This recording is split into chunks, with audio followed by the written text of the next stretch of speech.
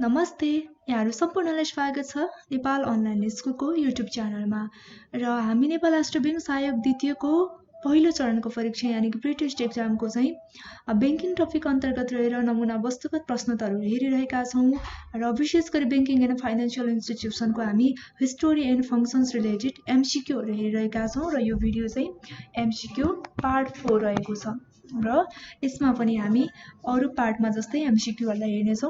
त्यसैले आउनुस् आजको विषयवस्तुतर्फ लागौं। अब आजको पहिलो प्रश्न रहेको छ नम्बर 1 मा नेपालको पहिलो संयुक्त लगानी भएको बैंक कुन हो? अप्सनहरु हेरौं सुरुमा। Option A Everest bank, option B Standard Chartered bank, option C Nobel bank र option D Nepal SBI bank. अब यसको राइट आन्सर रहेको छ option number C Nobel bank. Nobel bank चाहिँ नेपालको पहिलो संयुक्त लगानी भएको बैंक हो। अब नम्बर 2 को प्रश्न। बैंकहरुको वर्गीकरणको आधारमा तलका मध्ये कुन होइन? अप्सन ए न्यूनतम चुक्ता पुँजी, अप्सन बी कारोबारको प्रकृति, अप्सन सी कार्यक्षेत्र र अप्सन डी संस्थापकको आर्थिक अवस्था। यसको राइट आन्सर रहेको छ अप्सन नम्बर डी संस्थापकको आर्थिक अवस्था चाहिँ के होइन त बैंकहरुको वर्गीकरणको आधार होइन। अब तेस्रो नम्बरको प्रश्न हेरौं। बैंकिङ कसुर तथा सजाय ऐन 2064 को प्रमाणीकरण कहिले भएको हो? यो तेस्रो नम्बरको प्रश्न रहेको छ जहाँ चाहिँ बैंकिङ कसुर तथा सजाय ऐन 2064 को कुरा आएको छ है त यसको प्रमाणीकरण चाहिँ कहिले भएको हो भनेको छ। अब हाम्रो अप्सनहरु हेरौं सुरुमा। अप्सन नम्बर ए विक्रम सम्वत 2064 साल फागुन 23 गते, अप्सन बी विक्रम सम्वत 2064 साल माघ 13 गते, अप्सन सी विक्रम सम्वत 2064 साल फागुन 13 गते र अप्सन डी विक्रम सम्वत 2064 साल माघ 23 गते। यसको राइट आन्सर रहेको छ option number D Vikram Samvat 2064 साल माघ 23 गते चाहिँ बैंकिङ कसुर तथा सजाय ऐन 2064 को प्रमाणीकरण भएको हो। अब यसैगरी चौथो प्रश्न हेरौं। यहाँ पनि बैंकिङ कसुर तथा सजाय ऐन 2064 सँग सम्बन्धित प्रश्न नै रहेको छ। यसको चाहिँ पहिलो संशोधन कहिले भएको हो अथवा कुन मितिमा भएको हामीले यहाँ राइट आन्सर हेर्नुपर्ने हुन्छ। अब हेरौं सुरुमा अप्सन ए मा छ विक्रम सम्वत 2073 साल असोज 18 गते, अप्सन बी 2074 साल असोज 18 गते, अप्सन सी विक्रम सम्वत 2072 साल असोज 18 गते र अप्सन डी विक्रम सम्वत 2071 साल असोज 18 गते रहेको छ। र यहाँ गते एउटै दिएको छ, हामीलाई साल मात्रै फरक दिएको छ। त्यसैले अब यसको चाहिँ राइट आन्सर कुन हो भन्दाखेरि हाम्रो अप्सन नम्बर ए विक्रम सम्वत 2073 साल 6 महिना अथवा असोज 18 गते चाहिँ बैंकिङ कसुर तथा सजाय ऐन 2064 को पहिलो संशोधन भएको हो। अब पाँचौं प्रश्न हेरौं। आफ्नो खातामा मौजदात रकम नभएको जानी चेक काटिदिनेलाई कस्तो सजाय हुन्छ है त? अब हेरौं अप्सनहरु। अप्सन ए मा बिगो भराई बिगो खुलेकोमा बिगोको दोब्बर डबल जरिवाना र 3 महिनासम्म कैद हुने। अप्सन बी मा बिगो भराई बिगो खुलेकोमा बिगोको दोब्बर जरिवाना र 6 महिना सम्म कैद हुने है। सुरुमा चाहिँ 3 महिना त्यसपछि अर्को 6 महिना है। अप्सन सी हेरौं बिगो भराई बिगो खुलेकोमा जुन बिगोको चाहिँ 3 गुणासम्म यो 3 गुणासम्म चाहिँ जरिवाना हुने। अप्सन डी मा बिगो भराई बिगो खुलेकोमा बिगो बमोजिम जरिवाना र 3 महिनासम्म कैदको व्यवस्था जुन चाहिँ आफ्नो अकाउन्टमा ब्यालेन्स छैन भने रकम नभएको खण्डमा त्यो जानी आफूलाई थाहा हुँदै पनि यदि कसैलाई चेक काटेर दियो भने त्यस्तो खण्डमा चाहिँ के हुन्छ कस्तो सजाय हुन्छ भन्ने सम्बन्धमा रहेको छ। अब यस्तो खण्डमा चाहिँ कस्तो सजाय हुन्छ भन्दा हाम्रो राइट आन्सर रहेको छ अप्सन नम्बर डी। डी मा चाहिँ बिगो भएर बिगो खुलेकोमा बिगो बमोजिम चाहिँ जरिवाना र 3 महिनासम्म चाहिँ कैद हुने रहेको छ। यो चाहिँ यस्तो प्रकारको सजाय हुन्छ। अब 6 नम्बरको प्रश्न हेरौं। नेपाल सरकार मन्त्री परिषदबाट वित्तीय क्षेत्र विकास रणनीतिको स्वीकृत कहिले भयो? अप्सन ए 2073 साल असोज 18 गते, अप्सन बी 2074 असोज 18 गते, अप्सन सी विक्रम सम्वत 2073 साल पौष 22 गते र अप्सन डी 2071 साल असोज 18 गते जुन चाहिँ नेपाल सरकार मन्त्री परिषदबाट वित्तीय क्षेत्र रणनीतिको स्वीकृत भएको है। यसको राइट आन्सर रहेको छ option number C Vikram Samvat 2073 साल पौष 22 गते। अब 7औं प्रश्न वित्तीय क्षेत्र रणनीति कति अवधिको रहेको छ? अप्सन ए 3 वर्ष, अप्सन बी 5 वर्ष, अप्सन सी 4 वर्ष र अप्सन डी 7 वर्ष रहेको छ। अब यसको चाहिँ राइट आन्सर रहेको छ अप्सन बी 5 वर्ष। 8औं प्रश्न हेरौं वित्तीय क्षेत्र विकास रणनीति कहिलेदेखि कहिलेसम्म लागू हुन्छ? अप्सन ए आर्थिक वर्ष दिएको छ यहाँ 2073-74 देखि 2077-78 सम्म अप्सन ए मा। त्यसैगरी अप्सन बी मा भनेको 2071-72 देखि 2075-76 सम्म, अप्सन सी मा 72-73 देखि 76-77 सम्म र अप्सन डी मा 74-75 देखि 78-79 सम्म दिएको छ आर्थिक वर्ष है त। अब यसको चाहिँ राइट आन्सर रहेको छ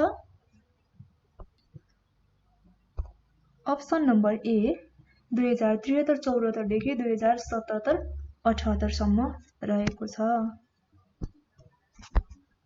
अब 9 नम्बरको प्रश्न हेरौं वित्तीय क्षेत्र विकास रणनीतिले कतिवटा मार्गदर्शक सिद्धान्तहरू लिएको छ?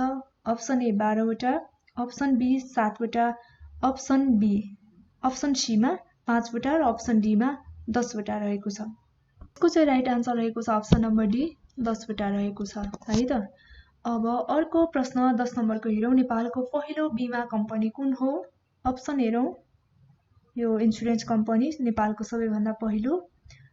अप्सन ए मा छ नेपाल बीमा तथा यातायात कम्पनी, अप्सन बी नेपाल बीमा company, option number C Rastriya Beema संस्थान र अप्सन नम्बर डी राष्ट्रिय बीमा कम्पनी लिमिटेड रहेको छ। यसको चाहिँ राइट आन्सर रहेको छ जुन चाहिँ नेपालको पहिलो इन्स्योरेन्स कम्पनी कुन हो भन्दाखेरि अप्सन नम्बर ए नेपाल बीमा तथा यातायात कम्पनी रहेको छ। अब यहीसँग रिलेटेड क्वेसन रहेको छ 11 नम्बरको प्रश्न है नेपालको पहिलो बीमा कम्पनी नेपाल बीमा तथा यातायात कम्पनी को हालको नाम चाहिँ के हो अथवा यसलाई हाल चाहिँ कुन नामले चिनिन्छ भन्दा अप्सनहरू हेरौँ सुरुमा option A Asian life insurance company limited, option B Nepal life insurance, option C Rastriya Beema संस्थान र अप्सन डी राष्ट्रिय बीमा कम्पनी लिमिटेड। यसको चाहिँ राइट आन्सर रहेको छ option number B Nepal life insurance रहेको छ। अब यसैगरी 12 नम्बरको प्रश्न हेरौँ चल्ती खाताको सुरुवात सर्वप्रथम कुन देशबाट भएको हो? अप्सनहरू हेरौँ अप्सन ए मा चाइनाबाट, अप्सन बी बेलायत, अप्सन सी अमेरिका र अप्सन डी भारत। जुन चाहिँ चल्ती खाताको सुरुवात कुन देशबाट भएको हो भन्दा यसको चाहिँ राइट आन्सर रहेको छ अप्सन नम्बर बी बेलायतबाट भएको हो। अब 13 नम्बरको प्रश्न हेरिहालौँ ग्रामीण विकास बैंकको स्थापना कहिले भएको हो? Option A Vikram Samvat 2049, option B Vikram Samvat 2050, यसैगरी अप्सन नम्बर सी मा विक्रम सम्वत 2059 र अप्सन डी मा विक्रम सम्वत 2052 सालमा है त जुन चाहिँ ग्रामीण विकास बैंकको स्थापना। यसको चाहिँ राइट आन्सर रहेको छ अप्सन नम्बर ए विक्रम सम्वत 2049। अब 14 नम्बरको प्रश्न हेरौँ विदेशी र नेपालीहरूको संयुक्त पुँजी लगानी गरी सञ्चालन भएको नेपालको पहिलो बैंक कुन हो? Option A Himalayan bank limited, option B Nepal Grindlays bank limited, option C Nepal Arab bank limited र option D Nepal investment bank.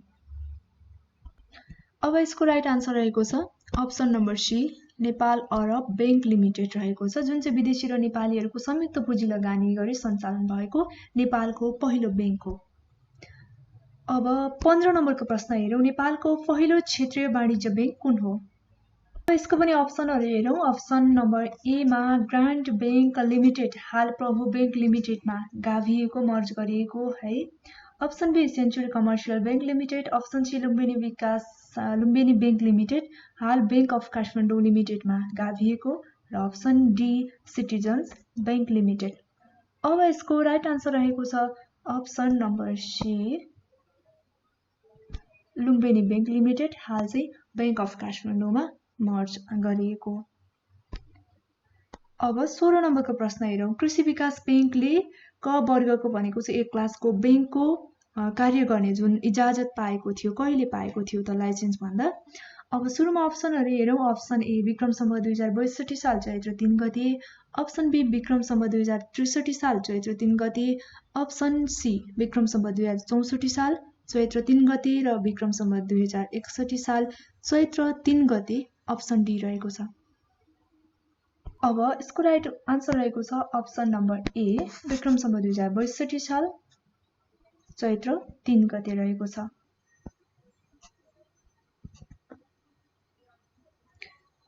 Sorry यो 62 हैन, यो 63 साल रहेको छ है।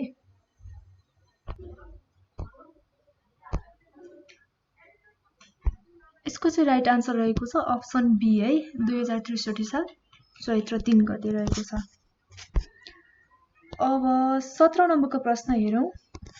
हट मनी भन्नाले के बुझिन्छ?